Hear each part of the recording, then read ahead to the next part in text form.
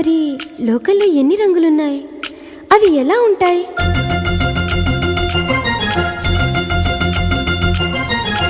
బుగ్గ మీద వెచ్చని సిగ్గు వచ్చినప్పుడు దానిని అడుగు, ఎర్రదనం అంటే చెబుతుంది. పెదవి కొమ్మ పూసిన పువ్వు అందమైన నీ చిరునవ్వు, తెల్ల రంగు అట్టా ఉంటుంది. నీలో